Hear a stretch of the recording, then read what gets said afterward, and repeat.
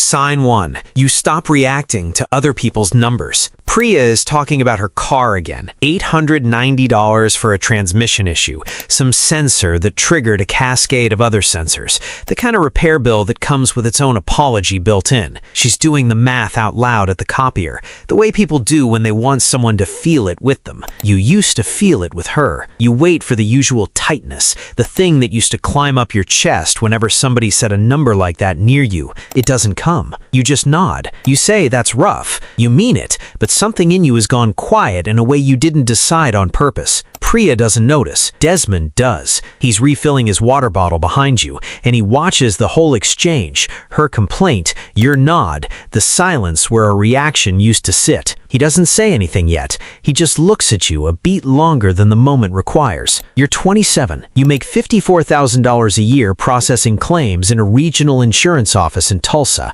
Your title says nothing to anyone outside the building, and something specific to about 6 people inside it. You have $2,100 in an account you privately think of as the boring one, because naming it something unremarkable made it easier to leave alone. 3 weeks ago, you got a small raise, $74 more a month after taxes. You didn't buy anything with it. You opened the automatic transfer you'd set up the year before and bumped it from $60 to $135. It took 4 minutes. Nobody saw you do it. Nobody was supposed to. Sign 2. You stop flinching at bills that used to flatten you. The washing machine dies on a Tuesday. Not slowly, it just stops mid-cycle, with a sound like something giving up, water finding its way across the laundry room floor. The repair guy comes out 2 days later, opens the back panel, looks at it for less than a minute, and says the motor's gone. $740, parts and labor. A year ago, you'd have done the math standing right there.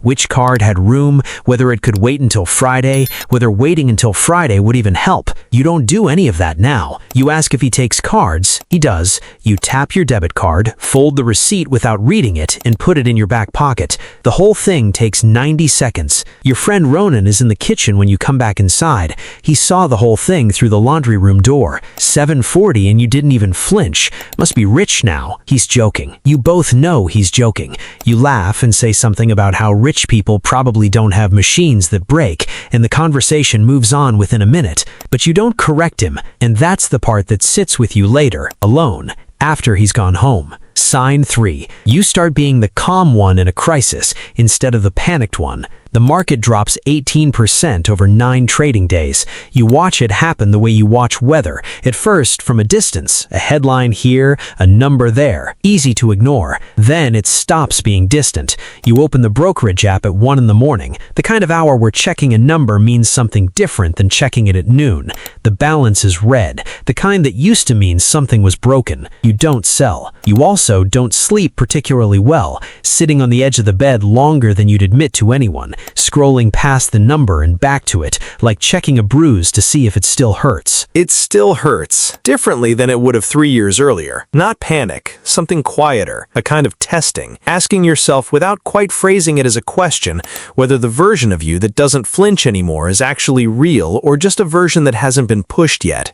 It takes 11 weeks to recover. You check once on a random Thursday, and there it is, back plus a little more. You don't feel triumphant. You feel something closer to relief that you didn't have to find out the hard way whether you meant it. Sign 4. You start giving without needing anyone to know. Your cousin Isaiah calls on a Sunday, nervous before he even gets to the point. He found an apartment, the first place that's actually his, and the deposit is due Wednesday, and he's $500 short. He talks around it for almost a minute before saying the number out loud.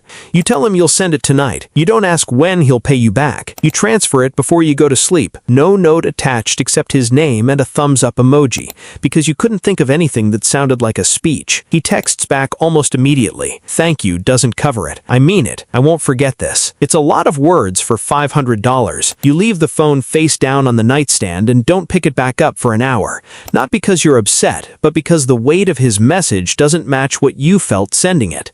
For you, it was a line that moved from one account to another. For him, it's the difference between having a place on Wednesday and not having one. That gap isn't about the money anymore. The money is identical on both ends of the transfer. What's different is what it costs each of you to lose it. Sign 5. You turn down more money without telling anyone why. Your old coworker Dean calls out of nowhere with an offer. Senior coordinator, $9,000 more a year, a better title, his team. You say something close to yes, the way people do at 4 on a Thursday when someone hands you a number that big. He sets up a tour for Saturday morning. You drive over already doing the math in your head. The raise, the title, what your parents would say. You park in a visitor spot outside his building, glass and high ceilings and a parking garage instead of a lot. And you just sit there with the engine running. You turn it off. You sit there long enough that a woman walks past your car twice. You're not thinking about the money anymore. You're thinking about the drive. 40 minutes each way without traffic, closer to an hour with it, 5 days a week, 10 extra hours that currently belong to you and wouldn't anymore. You think about your slow mornings, the ones where nothing happens, and how many of those you'd be trading for a number you don't actually need. Dean texts, "Are you out front? I see your car." You start the engine and drive home instead. You call him Monday, polite, grateful, and tell him you're staying where you are. "You drove all the way out here for nothing?" he asks. "No," I say. "I drove out there to figure it out. I just figured it out somewhere else." From the outside, the whole story is that you said no to more money. From the inside, the no happened in a parked car, engine off, in a lot that wasn't yours. Sign 6. You stop needing to correct people's assumptions about you. At a family barbecue, an uncle you see twice a year asks what you drive. You tell him the same sedan you bought used 4 years ago. Still running fine, still nothing to look at. He nods, unimpressed, and turns to ask your other cousin about his new truck instead. You feel nothing close to insulted. You've started to notice that the moment someone decides you're not interesting is the moment they stop watching, and the moment they stop watching, you get to keep doing exactly what you're doing without an audience. Later, that same afternoon, your aunt mentions, almost as an aside, that she assumes you're doing okay, but probably tight like everyone your age. You don't correct her either. A year earlier, you might have felt a pull to explain, to prove the assumption wrong, to let the number do a little bragging on your behalf. Now the assumption just sits there, harmless, taking up no space in you at all. You eat a second plate of food, help clear the table, and drive home without once thinking about what anyone at that table believed about your bank account. That, more than anything, is the actual milestone, not the number growing, the stopping of the need to announce it. Sign 7. Someone close to you notices before you say a word. Marisol comes over on a Friday night in August. Pizza, a show neither of you is really watching, the kind of evening you've had 100 times. At some point, she asks casually how you're doing with money these days. How much do you actually have? Like total, all of it. You open your mouth, then nothing comes out, because you realize mid-breath that you actually don't know. "I don't know," you say, smaller than you expect. Marisol laughs, the kind of laugh that's checking whether you're joking. "You don't know how much money you have? I haven't looked in a while." Sign 8. The system stops matching what's actually happening underneath it. It isn't that you've been avoiding the number.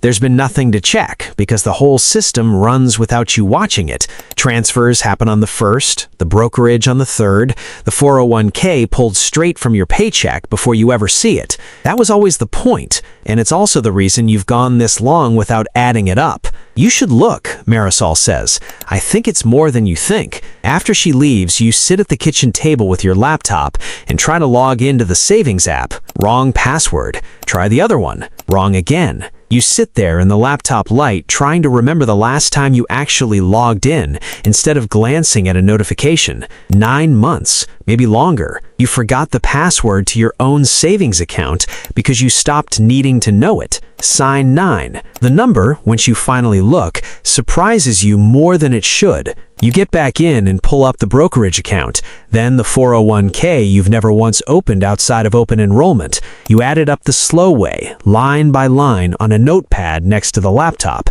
because you don't trust yourself to do it in your head. $38,200. It isn't dramatic. It isn't a number that makes anyone gasp, but it's higher than you expected. enough that you go back through the math twice to check for a missing decimal. What sits with you isn't the number itself, it's that Marisol asked the question before you'd asked it of yourself in months. You sit at the table a while longer after the math is done, the pizza box still open, one piece of crust nobody's going to eat. You think about how strange it is that a number this size could exist entirely undocumented in your own head, growing quietly on a schedule you said and then forgot about, like a plant watered on autopilot that nobody remembers planting. It occurs to you that this is probably the whole point of automating it in the first place, though you never quite framed it to yourself when you set it up. The system was built to succeed without your attention. It did exactly that. The only part you hadn't accounted for was how strange it would feel to be surprised by your own decisions a year later. Sign 10. You start being the person other people ask for the advice you once needed. 2 days before New Year's, Priya stops by your desk. You haven't talked about money with her since that morning at the copier when she complained about her transmission, and you went quiet in a way neither of you understood at the time. I want to start actually saving, like real saving. I don't really know where to start. You almost laugh, not at her, at the shape of the moment. This is the same person who once did her financial complaining out loud at the copier, problem after problem, never quite expecting an answer.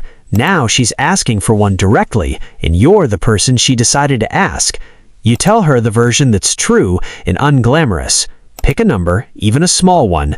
Automate it before you can spend it. Don't touch it when something scares you. Do that for longer than feels reasonable. She writes some of it down. You don't know if she'll actually follow through. That was never really up to you. Sign 11. You look back and realize nobody clapped, and that's exactly why it worked. The year ends the way most of them have lately. No event marks it, no bonus, no windfall, no single Tuesday when everything changed. You sit down on a Sunday between Christmas and New Year's and actually look at the whole picture instead of just the pieces. Brokerage, savings, the 401k you still don't check more than twice a year. You added up the slow way again, $61,400. It isn't a leap from where you were in August. It's just 5 more months of the same modest transfers, the same paycheck deductions, the same nothing happening on the surface while something kept happening underneath it. Nobody builds this kind of number in a single dramatic month.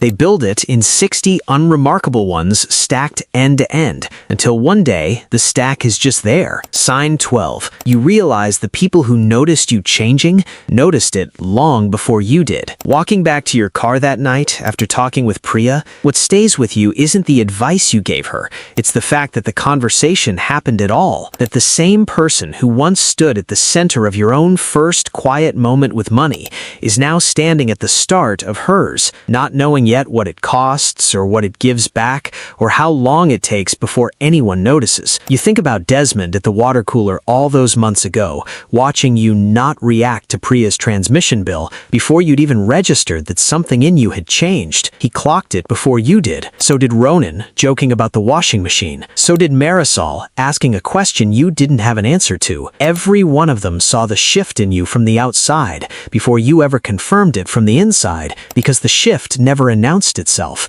It just showed up as an absence, a reaction that used to happen and stopped, a flinch that quietly disappeared, a silence standing in the place where a number used to land. You don't feel like you've arrived anywhere. That's the strange part nobody explains in advance. There's no finish line where the number finally gets big enough that you feel it. There's just more distance opening quietly, the same way it always has, between who you were at the copier 3 years ago and who you are now, between every version of this that's still ahead of you, that you can't see yet. Nobody claps for a number that grew while you weren't looking. That's exactly how you know it's real. Somewhere in that same building, a few weeks into January, someone new is standing at the copier. Her name doesn't matter yet. She's 23, new to the floor, still learning where everything is. She's talking about a bill or a deposit she didn't expect, doing the math out loud the way people do when they want someone to feel it with them. You're standing right there. You nod along. You say, "That's rough." You mean it. You don't notice yet that you're not really feeling it the way you used to. Somewhere in that building,